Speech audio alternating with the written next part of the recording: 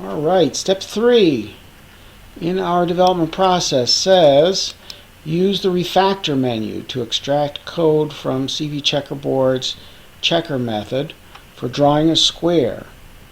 And we're going to extract it into a method called drawBoardSquare. And in NetBeans, we use the refactor menu and then introduce method, and I'll show you that in a second. And then in Eclipse, you use refactor extract method. You should only extract the drawRect statement, not the set color statement. So we're going to do drawBoardSquare. So all we're extracting at this point is this guy, okay? And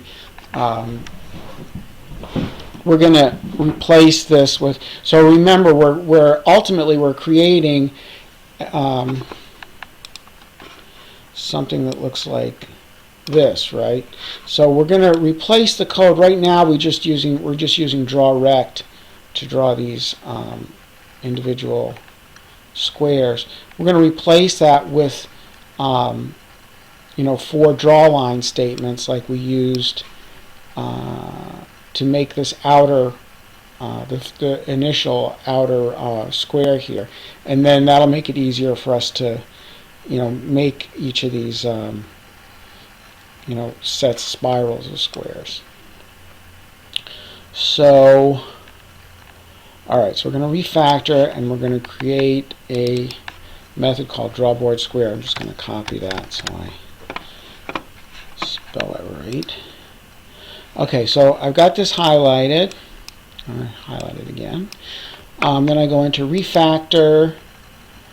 What did I say it was? Introduce method or something like that. Oops. Yeah, introduce method. And I'm just going to paste in here drawBoardSquare. And the default is private. That's fine. You can leave it as private. I'm going to say OK. And look at that. So what it did was it pulled out the code that I highlighted and stuck it down here. So I could have highlighted any number of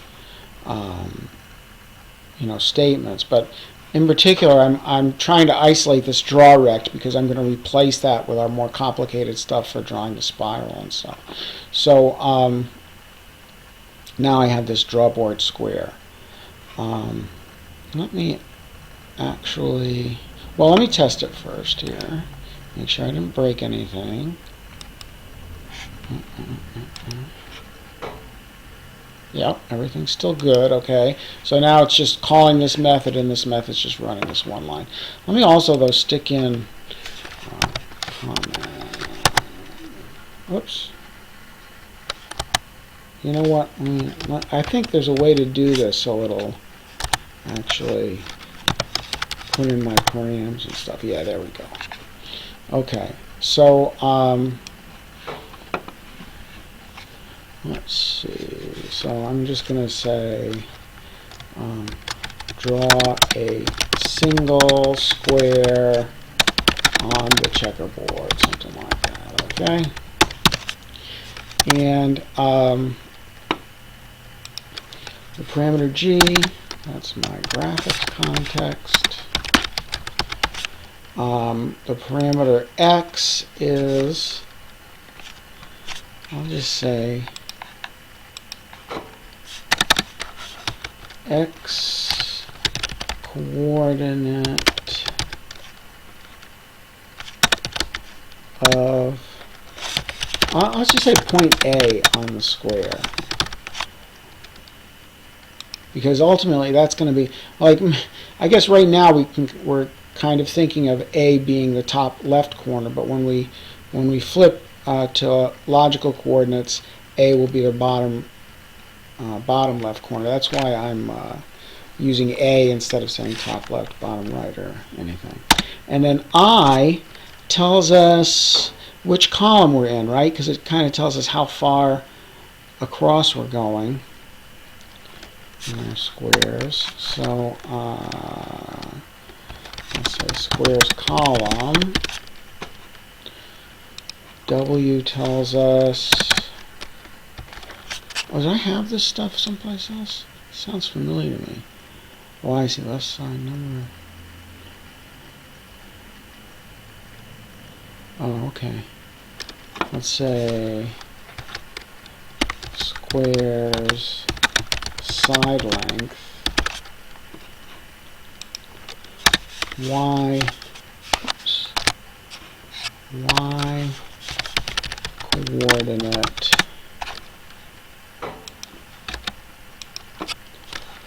of point A on square, and this is going to be the squares row, right? Because y, the y coordinate determines the row, and since we're multiplying by w, right? We're each that gives us each row of squares. Okay, so let's see, squares row. Okay.